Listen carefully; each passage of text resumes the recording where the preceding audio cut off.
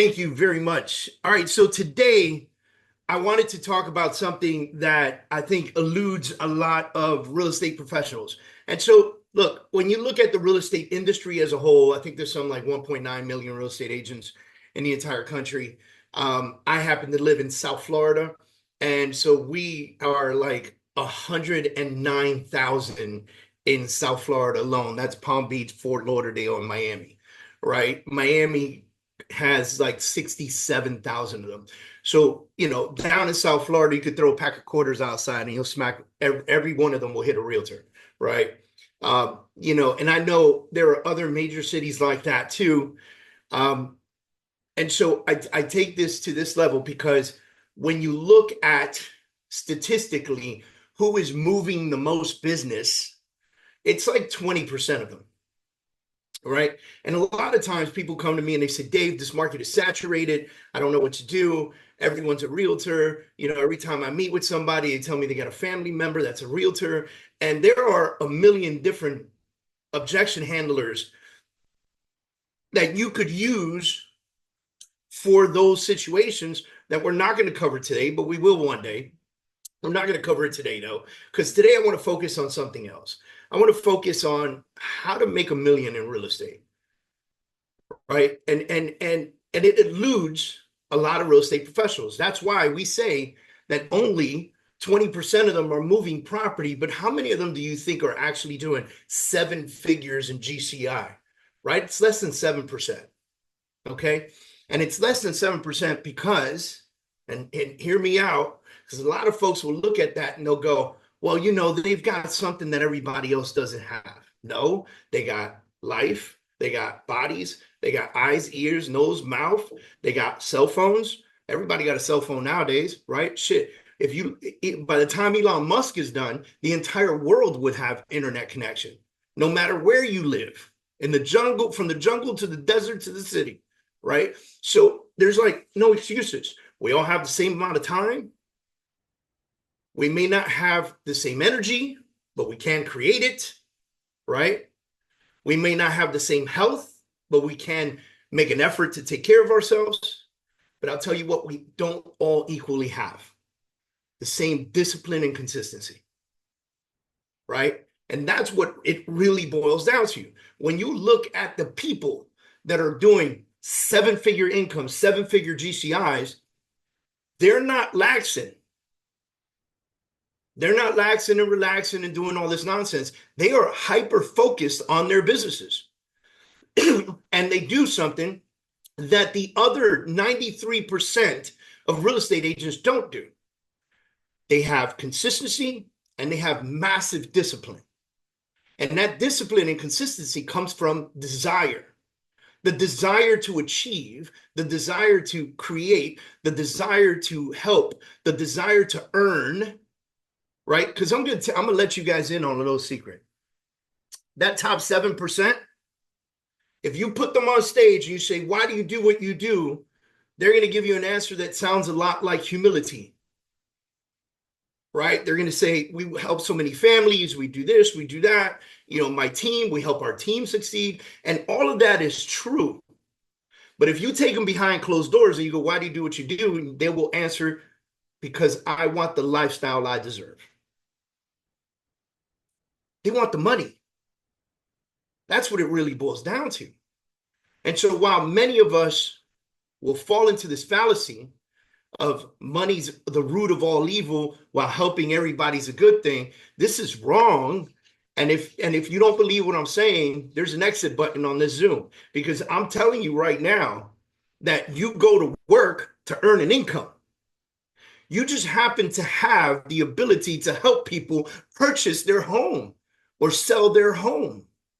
You have this opportunity to help somebody move the largest asset that they probably own and transfer it to someone else and get that someone else to transfer them money. And you give them opportunity. You help people that are behind on their mortgages, cash out, roll out, and do something different. You help people that are, empty nesters. They got too much house and they don't have the time to take care of too much house anymore.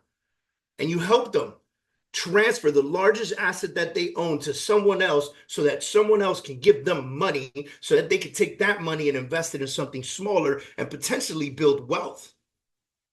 Some of you work with veterans and you're helping veterans house hack. And you're showing them that they can use their VA loan to buy a 4-unit complex while they live in one and let the other 3 pay their mortgage. You're showing people how to move money. You're showing people how to become wealthy. Problem is, most of our industry doesn't believe that they can become wealthy doing it. And so I want to kind of shift that a little bit today. And for those of you that are with us today, thank you very much for joining us, because I want to talk to you about what it really takes to do 7 figures in this business. And it's not a lot, but it will require a consistent amount of work, and it will require a consistent amount of discipline. And that discipline, I can't teach that to you. I can tell you what to do on a daily basis, but I can't coach you. I can't teach you how to have your own discipline. That's something that has to come from within. And by the way, everyone is human, so you're going to have hiccups. So when you have those hiccups where I'm telling you true discipline and taking care of yourself is waking up at 5 a.m. and doing what you got to do before everybody else wakes up and taking care of you, and you're looking at me like I got 4 eyes, and you're going 5 a.m., just try it. Trust me, try it. Try it for yourself. Give yourself that time. Go downstairs in the quietest house you've ever been in. Go to the kitchen, make yourself a cup of coffee or tea or whatever it is that you drink in the morning, and just quietly enjoy that while everyone is still asleep. Now, those of you that live alone, you have no idea what I'm talking about. But one day you're going to have somebody, a family, and these kids are going to be running around the house from the moment you wake up to the moment you go to sleep. And you will not understand what having a quiet moment is anymore. You have no idea how important that is for your health and for you. And take a moment, meditate, pray, work out, Pilates, do whatever it is you got to do to take care of you. But I tell you this, and I tell you this is the right thing to do, and I tell you it has changed my life. And I tell you that's why military, like if you've been in the military before, ladies and gentlemen, they wake up early as, and they go to work early, and they start their day before everybody else. And there's a reason behind that. There's a reason for that. It creates massive discipline. So I can tell you this is important, and I can give you so much of this, and I can talk about it every single time we meet, but I can't make you do it. I am completely incapable of going to everybody's house and shaking you at 5 in the morning and going, let's go. I can't do it. We've even tried in the past to have a 5 a.m. club WhatsApp message where everybody at 5 a.m. just woke up and checked in. And they said, what you gonna do now? Oh, I'm going to the gym, or I'm gonna meditate real quick, or I'm gonna go grab coffee and just chill outside, or like whatever the case is. And we had like 40 people in this 5 a.m. group, because when I asked who wanted to be in this, everybody was like, I'm in, because I must have given like the most motivational speech that day, right? And so everybody was in. And then after a week, it only took a week, there were only 2 of us waking up at 5 a.m., me and one other person, and no one else responded. 40 people, 38 of them dropped off. Very similar to the statistics that I gave you just a little while ago about who actually sells real estate in this industry and what the real percentages are. I want you to know that the average real estate agent in America sells 4 properties a year. At 4 properties a year, you're part-time, my friend. Because unless each one of those properties was $5 million, I don't know how you're surviving. You got to do more than that. You got to do more than that. So today we're going to talk about a few things, right? It's a 4-step process or 4-step system that I'm going to discuss with y'all. I made some notes, so bear with me. Okay. So first thing is knowledge.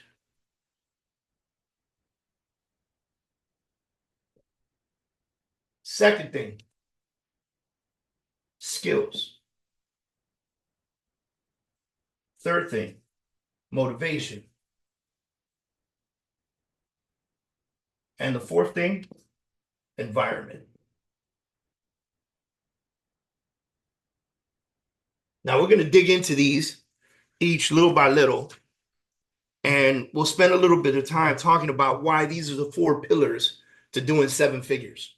Okay, let's start with knowledge.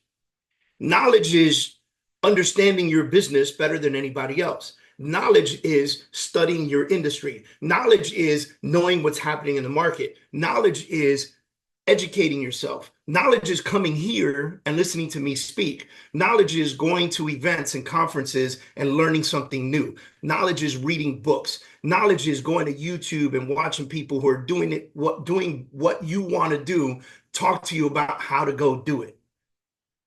Knowledge is you absorbing as much as you can so that you can have knowledgeable conversations with people and you know that you're saying the right thing. I've stood in rooms where I have watched real estate agents talk to potential clients, and I've watched them make shit up on the spot. And I'm standing back thinking to myself, why not just say you don't know the answer and you'll figure it out for them and you'll get back to them? Why not just be honest? Why not just say, I don't know the answer at this time, but I'm going to figure that out for you and I'll get right back to you? Shit, that's an opportunity to get somebody's phone number. Let me have your number because I'm going to call you today with that. And then call somebody more knowledgeable or do some research. Or, man, we live in this crazy world where you could just go to the bathroom and say, hey, ChatGPT, blah, blah, blah, blah, blah, blah, blah. And it will give you the goddamn answer. It will tell you what to go back and say. And you could talk to ChatGPT normally. I am at a bar and I am a real estate agent and I just met a client who asked me about, I don't know, let's make something up, a probate situation where they have a grandmother that passed away and they don't know what to do with the property. What should I tell them? You could literally speak to it like that and it will give you the answer. It will give you the answer. And then you could read that answer. And then you could go back to the person and you could say, so yeah, so what were we talking about? Probate? Oh, let me give you, let me talk to you about that. Here's your next steps. Right? This is like, we live in this world where the information is at our fingertips and people can figure it out on their own. We know that. But in human nature, we're not going to go figure out everything on our own. We're always going to rely on an expert. If I get sick with cancer, God bless, hope never. But if I get sick with cancer, can I go to Google and ChatGPT and Bing and everything like that and research how to cure myself? Sure, 100%. There's going to be all kinds of people out there, from nutritionists to naturalists to you name it. I'm gonna learn how to use bay leaves on how to make a special drink that's gonna cure everything in my body. It's gonna give it to me, and I could try all of it. Does that negate the fact that I'm still gonna go to a doctor? No, man, I'm still gonna go to the doctor. They're the expert, and I'm gonna ask the doctor questions that I could Google, but I'm gonna rely on the expert. You're the expert. Right? You're the expert. So the challenge here is to absorb as much knowledge as possible, right? Education and opportunity, so that when the opportunity arises, the conversations begin to happen. I'll tell you guys a story. When I was in the Marine Corps, I won some kind of contest. I don't even remember what the contest was. This was a really long time ago. It was like 25 years ago or something like that. At the time, I was an E4, and I was a corporal in the Marine Corps, okay? Which is like, bottom half of the totem pole, okay? And I got the award, which I don't know why this was an award, but the award for this contest was that I got to attend the officers' ball. Why that's an award, I have no idea. Why they would put a corporal and say, here, go hang out with all these, captains and majors and, admirals, lieutenants, and whatever. Like, I have no idea why that's gonna work. But I took it and I was excited at the time because I got to hang out with the higher ranking people and they wouldn't treat me as their equal, but we were at a ball, so we weren't at work. So it was gonna be a little dumbed down and chill. And I worked to try and insert myself in different conversations with people, and it didn't work. It didn't work because I didn't have knowledge. I didn't understand the conversations they were having. It didn't even matter what they were talking about. If they were talking about politics, I had no freaking clue. If they were talking about Marine Corps Command, I had no clue. If they were talking about upper echelon stuff, I had no clue because I'd never been involved in any of those conversations. It never pertained to me. I never had to study it, and I never went to go do it. So I'm at this ball, and I find myself retreating because I don't know who to talk to that would actually be at my knowledge level. And I left, and I remember thinking to myself, I will never, ever, ever be in that position again. That gave me the motivation to want to do better, to want to study. That little situation right there pushed me to get a master's degree. I want to talk about pinnacle moments in life. By the way, this is like 25, 26 years later, and I can still tell you that story with passion. That's how pinnacle that moment was for me. And it pushed me to go get a master's degree in international business and to study books on war and to study the art of war and to study the Marine Corps knowledge and to just get really, really good at Marine Corps conversations. So that the next time I was inserted in a conversation, I can speak from a knowledgeable point of view. This is equally important in your business. You cannot make stuff up in this business. Again, we said a little while ago, you're moving somebody's largest asset. You're trading somebody's largest asset. You got to be really careful with that. And you have to know what you're doing. And if you don't know what you're doing, ask the right people, surround yourself with the right place. This is called environment, but we'll get to that in a minute, right? Let's move on to the next one. Skills, okay? People go to me and they go, Dave, you're so great on stage. You're so great on video. You do really great coaching trainings and stuff. This is a trait that you have been given. And I go, no. I wrote this down. A trait is a bundle of small skills put together. A trait is a bundle of small skills put together. Skills must be learned. I promise you that the first time I ever did a video, it was weird. The first time I ever got on a stage, I was sweating through my shirt. My knees were shaking. My hips were hurting. I got a headache. All that shit happened. The first time any of this stuff happened, and then here's the cool part. You get used to being on the stage, and then you realize that you have no clue what you're doing up there. You just sound cool. And then you realize that you have to study the skill of speaking from the stage. It's a skill. Then you have to study the skill of selling from the stage. Then you have to study the skill of capturing attention from the stage. How do you jump in front of 100 people and then keep their attention so that 45 minutes later, when you finish speaking, 100 people are still sitting there? And during that time, how do you actually give them actionable items that they can walk away with and potentially sell them something at the end or in the middle? Something that they actually want to buy because you said everything that you were supposed to say to get to the point of purchase. Is my stage presence any different than your presence at a listing appointment? No. It's the same thing. For your first listing appointment, you're like this the whole time. You saying shit just to say shit. You're trying to just get this listing. Please just give it to me, please. But skills are something that you need to go learn and put together so that you get so good at listing appointments that somebody looks in you and go, man, that's a trait you've been given. That is a trait you've been given. You are just so good at listing appointments. You're a natural. That's my favorite. You're a natural. Dave, you're a natural in front of the camera, dude. Your videos are great. Yeah, check out my first video. Hi, my name is Kurz, and I sell real estate in Miami, Florida. Come on, man. I remember those videos. I still have them on my YouTube, by the way. I never took them down. You can go check them out, right? I still got them on there. They're bad.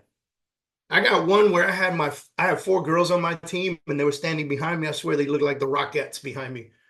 I had this big baggy suit. That's horrible, man. Horrible. But you know what? You got to go through those things to pick up the pace, right? You got to go through those things to learn the skills. So what am I telling you? I'm telling you that you got to learn the skill of sales.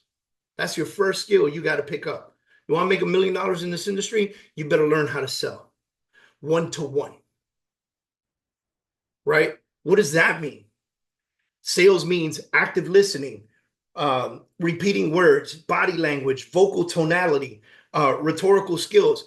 These are the things that are necessary when you're studying how to be the best salesperson. Because newsflash, ladies and gentlemen, I don't know if you know this or not, but if you are in real estate, you sell real estate. You are a salesperson. I like the people that go, I'm not a salesperson, I'm a marketing person. No, you're not, bro. You're in sales.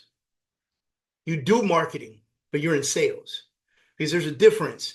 When I go one-to-one on that listing appointment, I am selling. When I am marketing, I am selling to many. There's selling to one and selling to many. So when I'm in front of somebody, I'm selling to one. When I am marketing on social media and everywhere else, I am selling to many. There's no difference. The only difference is how many people are receiving your message. So again, we'll go back. Active listening. The ability to listen more than you speak. Then we go repeating words, acknowledging somebody's words. Somebody says, I need a 3-bedroom, 2-bathroom, and a pool is super important to me. And you go, so what I'm hearing is your family needs a 3-2, but the pool is very important to you. That's what I'm hearing from you right now. That's repeating words. That's acknowledging what they tell you. That's letting them know that you are listening to them. And that's what people want to know when they're sitting in front of you and you're trying to sell them something. That's what they want to know. Are you paying attention to my needs and my requirements and my desires and my wants? Right? So we go repeating words, then we go body language. Your body language is everything. If I was up here and I stood here and I spoke like this, and then we just kind of went through these different motions, and I just stood here the whole time, and then like I went back over here, and then maybe like I moved the board a little bit, and then like we talked some more. You wouldn't pay attention to me. You'd fall asleep halfway through this. You'd be paying attention to something else, somebody else in a heartbeat. But my body language and my movement and my arm movement, my head movement, my pace back and forth, all the stuff that I do shows you that I'm excited to be here and that I'm grateful for your presence. Because if there was no one here paying attention to me, what would I be here doing? So what does this message of my body language give you? It gives you me. I'm excited to be here. I want to be here. I want to do this. I've been looking forward to this. And for you, it lets you know that I acknowledge your presence and that I am excited that you're here, and that I pray and cross my fingers that you receive something from this that you can take away with you. Body language in your meetings, body language in your videos, body language in your marketing, all of it matters. There's something called mirroring your client. Understanding that when their body language moves, your body language should mirror it. They need to know you can match their energy. The people that you're working with need to know you can match their energy. And they need to know that you can run at their pace. People want to know when I'm interviewing somebody to do a job for me and you're slower paced than me, I already know we're going to have problems. I can't hire you because my pace is fast. So I need somebody who can speak to me that way, who can work that way, and who will be here to make it happen. That's what I need. And so if the person that's interviewing for the job that I have for them, let's say, I don't know, gardening, doing my gardening around the house, I need to know that if I go back there and ask them to do something, they'll get it done. And they're not going to long-winded explain something to me. They're just going to point it out, tell me what the fact is, and keep moving. That's what I need in my life. Might not be the same for everybody else, but that's what I need in my life. That's my energy, and I need my energy matched, or at least close to. So I tell you me so that you can look at me as a client and think to yourself, could I match his energy? If I was trying to sell my services as a real estate professional to David Kurz, could I match his energy? Could I be there at that level? And could I understand the type of things that he's interested in? And could I shut up about the stuff that he won't be interested in? All right, next thing, vocal tonality. Again, when I was standing over here, you heard my vocals, just very monotone, very quiet. My vocal tonality tells you everything. It tells you why we're here. It tells you how excited we are to be here. That's you. That's you at your listing appointment. That's you at your buyer consultation. That's you on video, by the way. That's you doing everything that you do to communicate with clients. Your vocal tonality needs to be on point. It needs to let people know that you're knowledgeable, that you're confident, and that you can do the job. Knowledgeable, confident, can do the job. All right? And then rhetorical skills. People need to believe that you have the skills to get the job done. They're not going to give you a skills test at a listing appointment. They need to walk away from that listing appointment believing that you have the skills to get the job done. Right? So now that's the sales platform, and it goes equal. If you focus on this, practice this, learn these skills, you're going to be an expert at one-to-one, sales one-to-one, sales one-to-one. The next level is marketing and understanding marketing, understanding media, understanding types of media, understanding where it goes, understanding what platforms you're going to use, understanding how you're going to put it out there. Is it email? Is it social media? Is it Google? Is it a billboard? Is it a TV commercial? What is it? Is it marketing materials that you're going to have passed out? What is it that you're going to be using for marketing? And then you need to study why those pieces are important. I can't just make flyers for an open house and not know the skill and the requirement, the knowledge that it takes to get this message out to people. That's why so many people order flyers and then they get stuck in their trunk because they don't know what to do with them. Go door to door and do what? Speak to who? What do you say? Who are you inviting to this open house? Are you gathering information? Do you want to put them on a list? Is there a future conversation in the making? Or are you just dropping it off at mailboxes and running away? There's a thought process to this. And so marketing, as we said earlier, is your one-to-many. That's your opportunity to get a message out one-to-many. One-to-many means I record a message and I put it out on social media, and that broadcasts out to many. This video right here that I'm doing is one-to-many. It's me and 19 of you.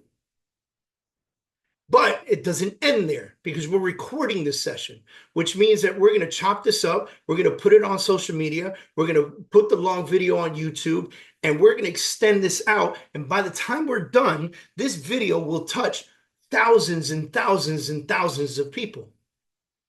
That's one-to-many. And hopefully in that option, in that opportunity of one-to-many, people will want to work with me. Whether that be in my title business in Texas, whether that be on my team in South Florida, or just my coaching opportunities that I offer, people will want to work with me. And the more they hear my message, the closer they'll become to me. When people come up to me sometimes and go, damn, Dave, I've been following you on social media for a couple of years, and honestly, I feel like I know you. That is a positive message. That means that my content is getting out there. That means that people are hearing what I have to say. That's what you want. Enough marketing, enough content, and you need to learn it. You need to really understand it so you get very good at one-to-many. And then when you master one-to-one and one-to-many, the next stage is acquisition. Because now, as I can speak to one-to-many, it doesn't matter if I don't know client acquisition. It doesn't matter if I don't know how to convert somebody into being my client. You could be the best. You could rap real estate songs. You could do TikToks like nobody else. You could do all that stuff, right? You could be the best at it and put it out there and get it out to social media and get 1 million people to see that video. And if 400 people reach out to you and you don't know how to convert them, it becomes irrelevant. So that the skill of client acquisition and client conversion becomes the next stage. So one-to-one, one-to-many, client acquisition, client conversion, right? When you can master these things, and the only way, by the way, the only way to master these things is to obtain the knowledge, practice the skill, learn the skill, and practice the skill. Do the knowledge part, learn the skill, and practice the skill. Practice it over and over and over and over and over again. When you come to one of my sessions and we talk about client acquisition, don't just turn off the channel and go do whatever you want with it. No, go do it. Go practice client acquisition. And when you come to another one of my sessions and we talk about client conversion, like I've acquired the client, oh shit, what do I do now? How do I convert them into becoming a client? And go practice that. Practice with your kids, practice with your mom, practice with your dad, practice with your spouse, practice with your friends, your colleagues. But practice those skills so that when you're in front of somebody, you're an expert at it. And it's going to take time and time and time and time and time again for you to become an expert at it. Right? Okay, let's move on. So obviously, I'm a big advocate for the more you learn, the more you earn. Right? I'm a big advocate for that. If you've ever been to any of my events live, I always say this. I've learned and I've earned. I've learned and I've earned. I've never, ever earned without learning. Never. I had to learn something. Even when I had a job at McDonald's, I had to learn how to drop the basket of fries in order to get paid. I had to learn how to use the register to work the drive-thru. I had to learn how, well, I never flipped burgers. I just did the fries and drive-thru. But like I had to learn those skills in order for me to get paid that hourly wage to do that job. I had to learn it. So there's never been a time in my life that I earned money without learning first. So the more you learn, the more you earn. Look, I did something crazy. I'm a knowledge like freak, if you will, right? I will sign up for other real estate agents academies. Even I have my own academy that I've built that I sell. And I'll sign up for other real estate agents academies to hear and learn what they do, because we're not all the same and it's not one answer for everything. It's not a one size fits all situation. That's solid. Sign up for 2, 3, 4 of them. So what? As long as you learn from them, as long as you go in and do them, right? A couple of days ago, I signed up for Dr. Jordan Peterson's Academy. Ain't got nothing to do with real estate. This is philosophy, health, government, Shakespeare, Nietzsche, like, all this other stuff. Is it knowledge that's going to help me in my life and business? Hell yeah, 100%. Because if you understand the levels of philosophy that Nietzsche brought to the table, you can work with people better. And guess what? We're in the people business. Right? So I signed up for that shit. 18 courses. Each one of them is 8 hours long. I'll never catch up. You know why? Because he's going to add 3 courses a month. Right? So I'm in on everything you can imagine. I want to learn as much as possible. I never want to be in a circle of people where I don't understand what they're saying or speaking about. Never want to let that happen to me again. Right? And so you got to level up your environment. So let's get into motivation real quick. Motivation is, a lot of people say you need motivation. You need motivation. You don't. If you had these 2 things right here, you can make all the money you want to make. These other things right here are important, but not equally as important. Okay? Motivation is a lack of something. Right? Motivation is a lack of something. That's where you get motivation. If I want to make $1 million and I'm motivated to make $1 million, it's because I don't have $1 million. Equally, if I'm motivated to go take a nap, it's because I'm tired. If I'm motivated to go eat something, it's because I'm hungry. If I'm motivated to go to the gym, chances are I'm not in the shape that I would like to be in. If I finally find the motivation to go to the doctor, chances are I'm not in the health that I want to be in. Dude, I'm going to tell you guys, I am not a doctor. I hate going to the doctor. I hate going to the doctor. But when I had my heart attack and I was sitting down and I could feel the pressure in my chest and my eyes were dimming with every heartbeat, you damn right I looked at my daughter and I was like, yo, help me get dressed. I got to go to the doctor. I was real motivated to go to the doctor then because I wasn't about to die in my bedroom. Y'all with me? Motivation is good, but it's temporary. You know what's permanent? Structure, discipline, consistency. When does motivation come in? When structure, discipline, and consistency fall apart. Right? So like, let's say I go to the gym every day for 2 years and then I take 3 months off. What do you think's gonna happen?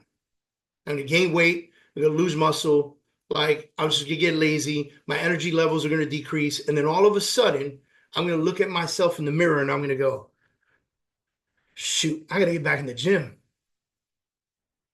And all of a sudden, the motivation to get back to the gym kicks in. There's been a lack of discipline, structure, and consistency in my workouts. Therefore, motivation kicked in, and motivation said, you need to figure out this discipline piece because you can be motivated and still not achieve. There are plenty of people that go, oh my God, I'm so motivated to go to the gym. I just can't make it. Right? I know all those people. All those people.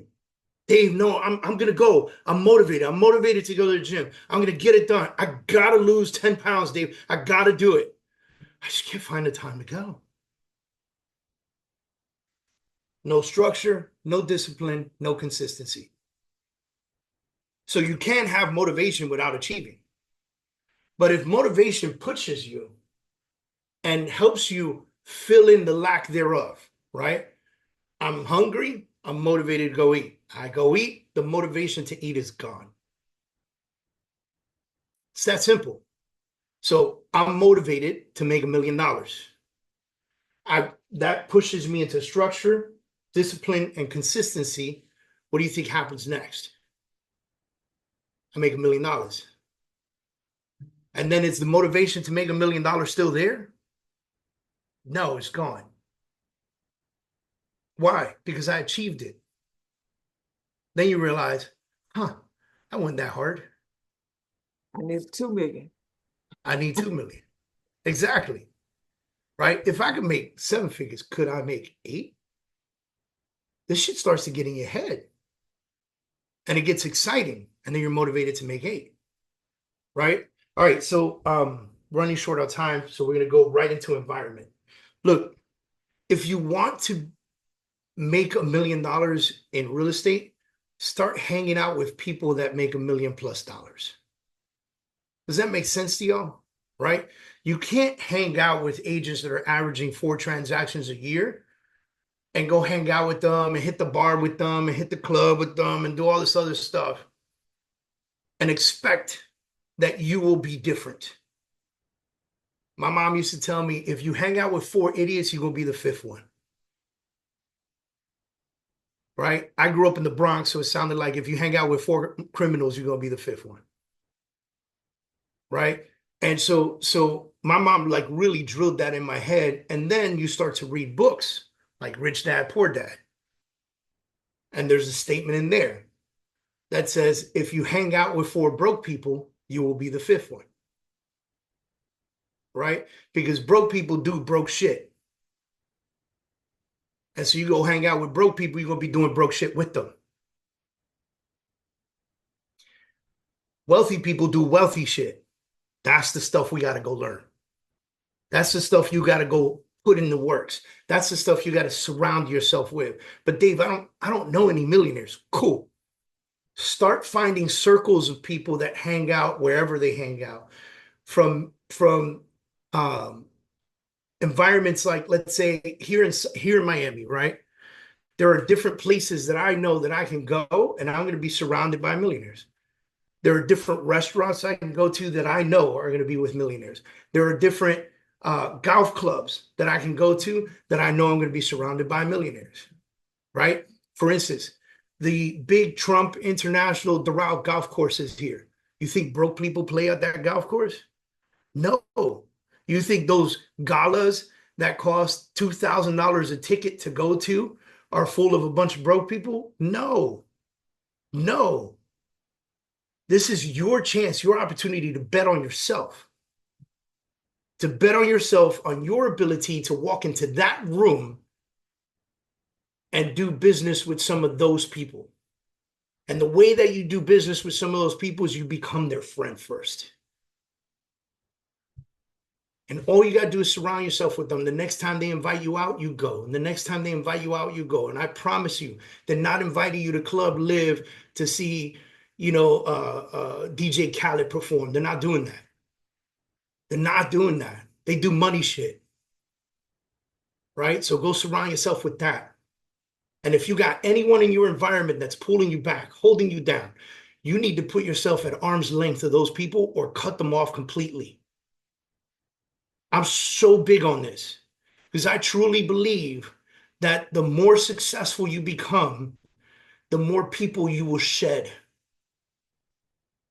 But it's okay because they'll be replaced with somebody else who will, by the way, as long as you keep rising, also be temporary. Unfortunate but true. There will be very, very, very few people in your life that will ride with you all the way to the top and applaud you every step of the way. Right? Very few people. And you'll know who those people are because when you make that 7 figures, they'll still be there hanging out with you and enjoying life and chilling. And when you make that 8 figures, they'll be there too. And they would not have changed. And they'll applaud you and they'll support you and they'll come to your events and they'll refer you business and they'll talk highly about you. But that's like 2%. The rest of them, you'll have to shed away because they'll smile in your face and stab you in the back the minute you turn around. And you got to be careful because success begets that. Right? All right. Now, this is a 2-stage process. So I want you guys to remember and watch this video because you're going to get a text message and an email later on with the video. The next time we meet, which is in 2 weeks, the next time we meet, we're going to break down what $1 million looks like in your business and how many deals that looks like. And we're going to break it down to how many calls you got to make, the acquisition per call, the cost per call. We're going to break it all the way down so that you can start coming up with a business plan for next year. So that you can start coming up with listen, I want everybody that's here today to be here in 2 weeks when we do this again. And I want you guys to already be in the mentality that you're going to build a 7-figure business plan for next year. Will you hit 7 figures? As long as you maintain structure, discipline, and consistency. If you falter in any part of the year, then the number drops little by little. But let me ask you this. Would you be mad at me if I gave you a plan for $1 million and you made 750? Probably not. I'll take it. Probably not. Probably won't be mad at that. Right? I would So I'm appreciate giving it, you, Dave. yeah, man, I'm giving you a plan of attack. It's a 2-part series. Probably I might even make it a 3-part series because we are coming close to the end of the year. And October is usually when I start talking about business plans and things of that nature. So I want you to have this. Like I said, Mike's going to get this on YouTube. He'll send everybody a message with the link. Watch it again later on. More likely, I would say watch it close to 2 weeks from now before we get to the next session. So that way we could just open up this board again, swipe it up, and start writing the next stuff. And we're just going to break down what $1 million looks like. And you're going to laugh at it. Listen, it's right there.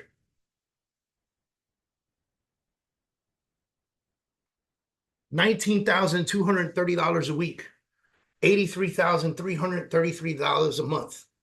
That's what you got to make to hit $1 million. And what does the bottom say? Dreams don't work unless you do. Those are the numbers right there. Do they seem outlandish? Yes. Yes. If you've never made $1 million, if you've never made $84,000 in a month, those numbers seem outlandish. But when we break it down 2 weeks from now, you're going to go, huh. It's not as crazy as I thought. That's my word to you guys. It's not that hard. Not in real estate, it's not. All right, guys. I'm out of here. It was a blessing to have you guys here today. Hopefully you got a lot out of today. And we'll see you in a couple weeks. Obviously, as long as you're registered, you'll get notifications of everything, all right? Thank you guys for being a part of this. Joe says your January money is made in October. 100% true. 100% true, which is why October is when I really start talking about the business plan for next year. Because once you start building out the business plan, you start putting into effect automatically. It just starts going into the roll, right? Thank you guys for joining us. We'll see you guys in 2 weeks. See you then.